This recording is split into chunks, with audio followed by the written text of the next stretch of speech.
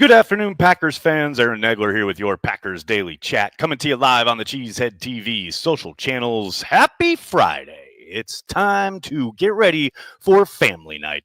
Tomorrow night, right there in that building behind me, Lambeau Field will host the electric practice that is family night. And the Packers, in preparation for what should be a pretty substantial practice, dialed it back today there at Ray Nitschke Field in shells and shorts. No real physicality, no real hitting. A lot of drill work, a lot of individual stuff, some team stuff towards the end of practice. As Matt LaFleur indicated, they wanted to keep things on the light tip today, and they certainly did that, though we did get some red zone and move the ball there right at the end of practice.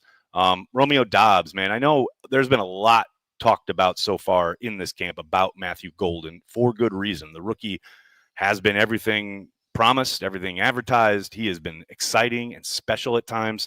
But it does feel like he's overshadowed the fact that Romeo Doubs is off to a very strong start this summer. Each and every day, every one of these practices, he is making a handful of really nice plays, big-time catches, including today where during red zone work, he had Valentine one-on-one up the left sideline, did a great job of breaking just as Jordan Love was throwing the ball, essentially like a basketball move, boxed out Valentine in the corner of the end zone, caught the touchdown, spiked it, went to his knees, and let out a Tarzan yelp. I think he's pumped. I think he's ready for a big season with the Packers. Another guy I needed to touch on. You guys know I can't do one of these without talking about Nazir Stackhouse, who I did not ask Matt LaFleur about, but Paul Brettel did. And LaFleur did indicate that it might be time for some more opportunities for the young man. And lo and behold, not only was he not running with the threes, he was running with the twos for much of practice, but yes, he did get some work with the ones at the end of practice in team in red zone work. So definitely something to keep track of because I do think he is going to be part of the mix. If you're talking about the Packers keeping their undrafted player on the initial roster streak alive, Stackhouse is your best bet. He has certainly shown that he belongs, and it looks like the coaching staff is starting to give him more chances and more opportunities with, a little higher up the food chain, so to speak, competition-wise. A couple other notes. Luke Musgrave, stacking success, as Mike McCarthy might say. Really strong practice from Luke yet again after a really good practice yesterday. Had a number of really nice plays, including another touchdown in red zone work. Also seemed to be really on his P's and Q's, so to speak, when it came to some of the blocking stuff they were asking him to do. Obviously, you guys know we've talked a lot about it this offseason. The Packers keep talking about utilizing two tight ends, and hopefully that does become a regular occurrence. And a big component there is Musgrave staying available, becoming available, not missing long stretches of the season due to injury. So far, so good. And like I said, that's two really nice practices in a row from Musgrave. And speaking of tight ends, John Fitzpatrick got a little run with the ones today in red zone. Very nice to see. I think some of this stuff is getting the young guys prepped for probably a lot of work tomorrow inside Lambeau for family night. What's going on, everybody? Good to see everyone chiming in already. A bunch of people with super chats. I'll get to those in just a second. But right now, I got to give a shout out to our good friends over at Ticket King. Based in Wisconsin since 1992, Ticket King is located across the street from Lambeau Field on Oneida. They're happy to help you find just the right tickets for Packers games, from larger groups to single tickets, both home and away. They partner with local Green Bay businesses for tailgating and bus transportation to the games, so you don't have to worry about driving or parking. They're even open on game day for last-minute tickets or possible upgrades. And if you're not in Green Bay, no problem. Just use the Ticket King link on the Cheesehead TV homepage, or indeed in the description of this video. Don't use Ticketmaster, StubHub, SeatGeek, none of these national companies. Use a company based in Wisconsin since the early 90s. Ticket King, for all your Packers ticket needs. Do it, folks. What's going on, everybody? So good to see everybody chiming in. Thank you so much for dealing with my schedule. Going very, very early today, obviously, but did not want to miss the chance to chat with you fine folks. Speaking of chatting, I'll be chatting after family night tomorrow night. There won't be a live stream here on Cheesehead TV, but I will be online after the proceedings to chat with you guys about everything that occurs. And in case you missed the news, the Packers are once again live streaming family night. So you'll be able to find that on their website and I believe on their YouTube page. So you guys get an opportunity to see what's going on rather than just have it described to you. But yes, we'll be chatting tomorrow night right after family night is done. What else we got here, folks? Chris, thanks for the super chat, man. Appreciate you. Good afternoon, Nags. Wanted to ask this to someone watching firsthand. What have you noticed, if anything, about J-Lo's footwork? I've been hearing quite a few rumblings that he's still doing fadeaways. He's always going to do fadeaways. I got news for all the wannabe quarterback coaches out there. That is always going to be part of his game. It is part of who he is as a player. And because of it, he has certainly at this point in his career come to a point where he knows when he can do it, when he can't do it, when it's completely out of the question. But more often than not, it's comfortable for him and he makes throws. You know who else did that? Aaron Rodgers, quite a bit. You know, I love that people this time of year want to drill down. I understand it. That's why they're at practice and they're repping this stuff. But, you know, Sean Mannion and company are on top of it. You don't have to worry. I will say he's been better on balance as far as the thing I know Albert Breer put out there trying to throw to outbreaking routes to his left. Certainly been a few misses as well, but on balance, it looks better than it did down the stretch last year. But I think some of that will also kind of depend on who he's working with. Right now, he's got a number of receivers that are banged up. Though Reed was listed on the injury report today, he did participate in teams, but Wicks has not been available. You know, they've had guys in and out kind of throughout the last couple of days. I'm not worried about it whatsoever. And I will say, just was it 2 days ago against a big pressure look, he threw off his back foot a strike to Tucker Kraft in the end zone for a touchdown. I understand the trepidation and the worry or what have you, but man, Jordan Love's really good. He knows what he's doing. His coaches are working on what he needs to work on. I ain't concerned in any way, shape, or form about his fadeaways. Klaus, how are you, man? Thanks for the super chat. Have a nice gig tonight. Go Motelman, go. Thank you, Klaus. Yes, that is why I'm early today. Big show tonight. Going to be a lot of fun. Looking forward to it down there in Appleton. Nick, thanks for the super chat, man. Hey, Nags. UC Scary Terry is demanding a trade. Pretty wild. Doubt if it's feasible for the Packers, but curious where he lands. Yeah, the Terry McLaurin thing is amazing to me. I mean, they're coming off such a promising kind of reset of a season, and then to have this battle with their star receivers is wild to me. Would have thought you'd have that all taken care of this offseason. But, yeah, he's demanding a trade along with Parsons down there in Dallas. And I got the same answer for both situations. No. There you go. There you go. But yeah, as far as where he might land, I suspect both these guys are going to end up with their respective teams, right? I think McLaurin's they'll figure it out. He'll end up staying in Washington, and Parsons will figure it out. He'll end up staying in Dallas. It's just one of those things. Every summer we got to hold in or two, and they got to put it out in the media, and then eventually cooler heads prevail and things get done. I mean, certainly it's worth monitoring, but I doubt anything comes of either of those situations. Dag, thanks for being a Care of the G Club member. Just told a Bears fan that they still suck. Man, football is back. Thank God. That's good stuff. That's good stuff. That's called carrying the G. Callum, how are you? Hope you're doing well, man. Thanks for checking out the stream on Facebook. What has Brinson shown so far? I'm really glad you asked about him, Callum, because I will admit, up until today, he had not really caught my eye much. And then throughout this practice, he was noticeably active.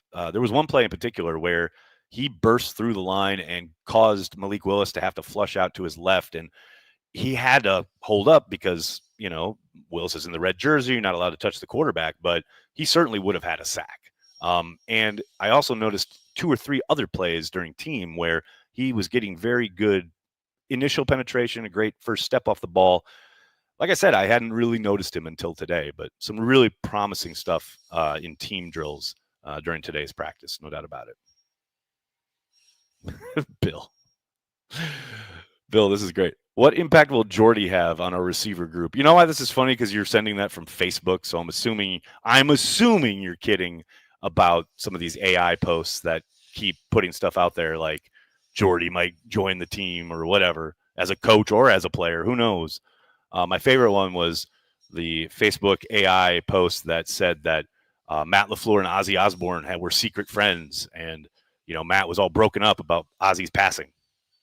Facebook's a wild place, man. I'm telling you, it is a wild happenstance. Parkmaster, good to see you, brother. How you doing? I guess I'll go touch grass during family night. It's a good call, man. It's always a good call.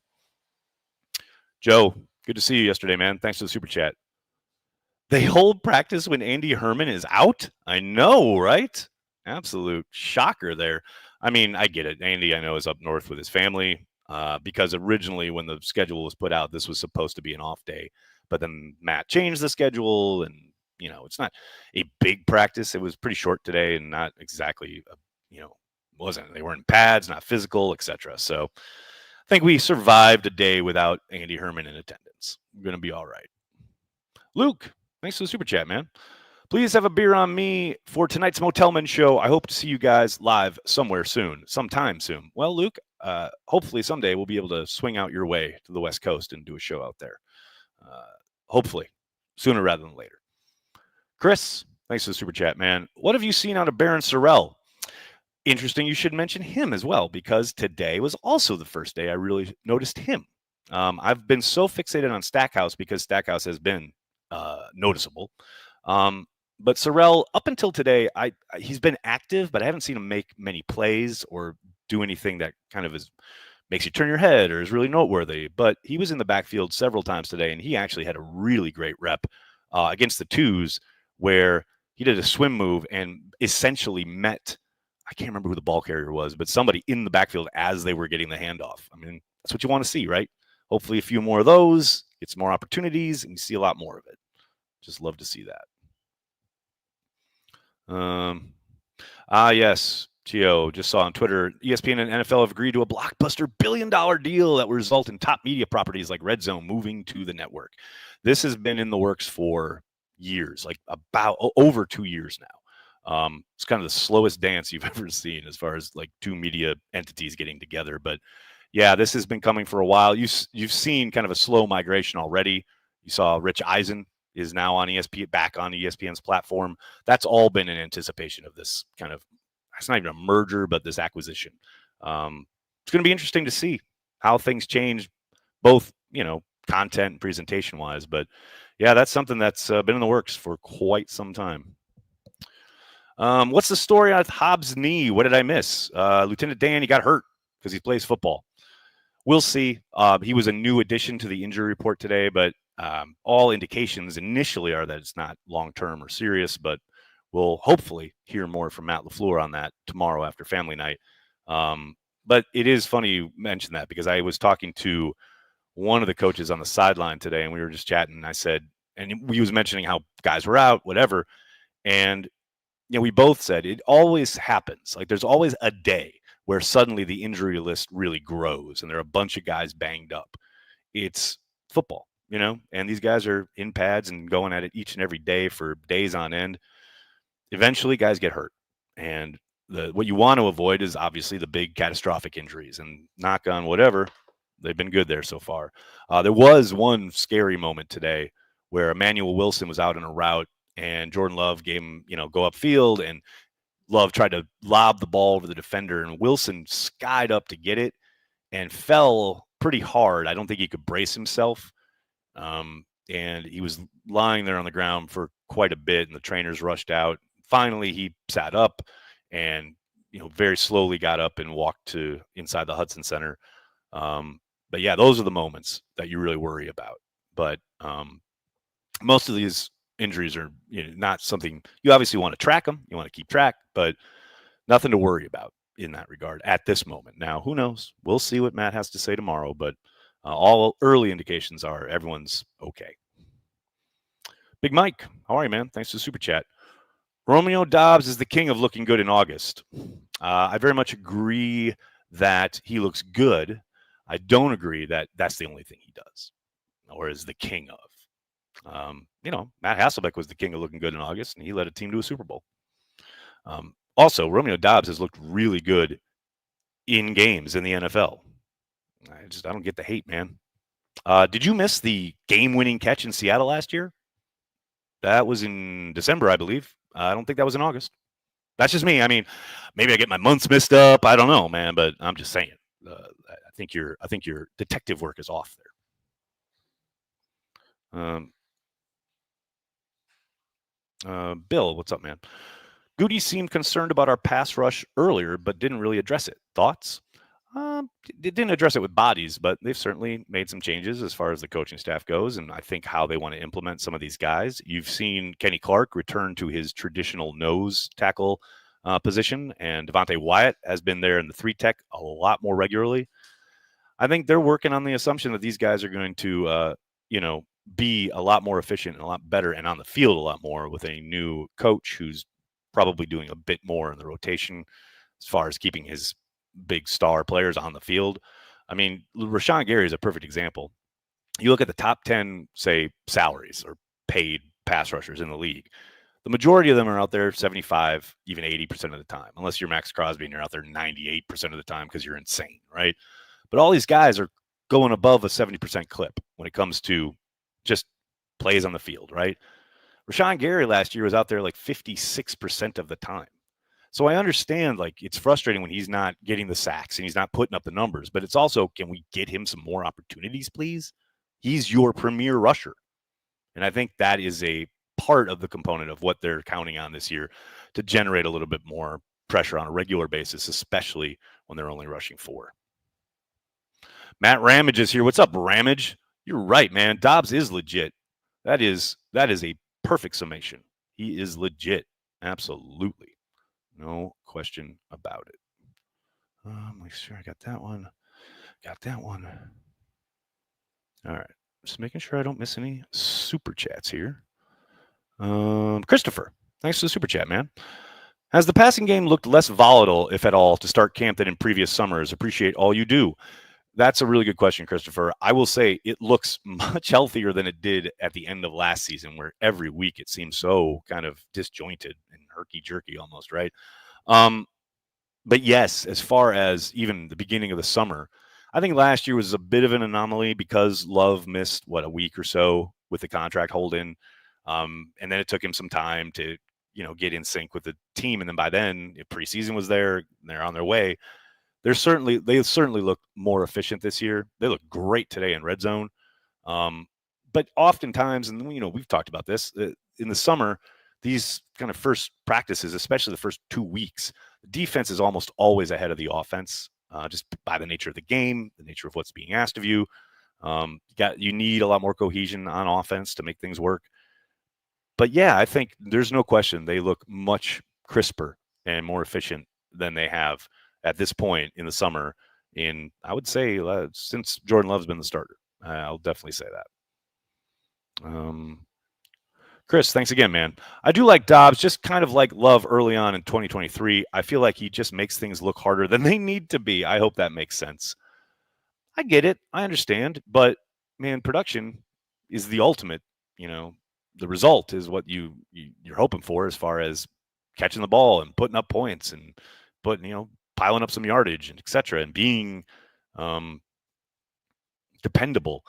I mean, the Doubs slander, I'm not saying you're saying that, but is wild to me because it's like whenever, and I mean whenever, they need a first down on third, they almost always have that backside slant to Doubs. Now, they don't always take it. They don't always call it.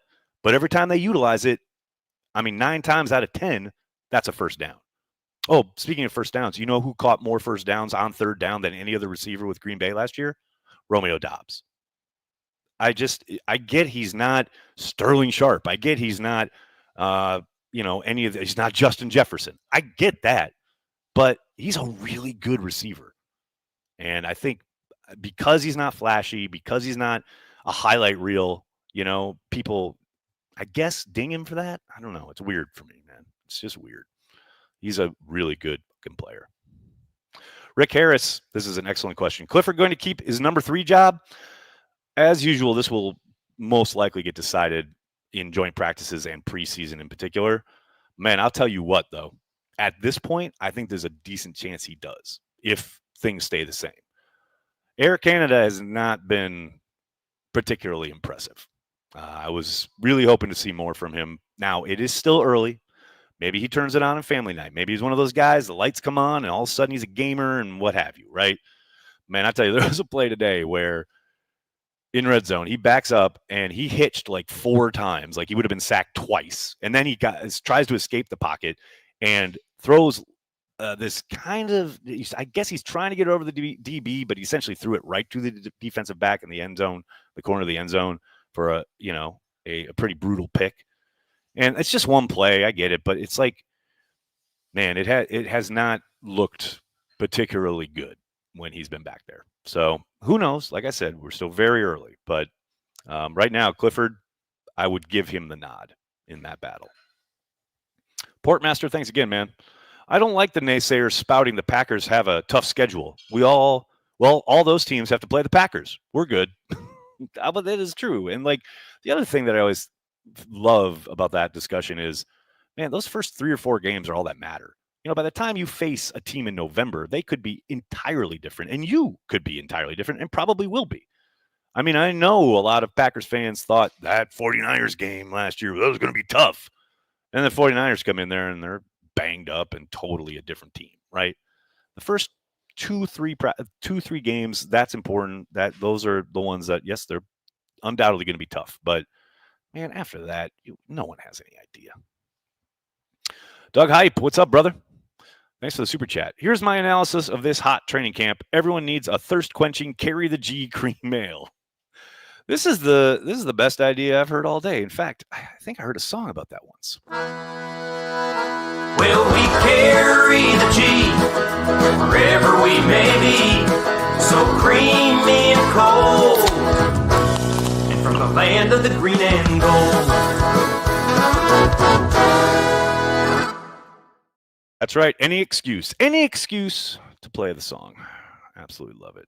That stuff is so good. All right, everybody, I'm going to have to get going. Cannot thank you enough for hanging out, talking Packers each and every day, Monday through Friday, and sometimes Saturday and even Sundays, right here on the Cheesehead TV social channels. Please do me a monster favor. Hit like on the video, subscribe to the channel, and then tell your friends and tell your family. Cheesehead TV, we are devoted to Green Bay Packers fans worldwide. Thanks a lot, everybody. Have a great night. Go Pack, go.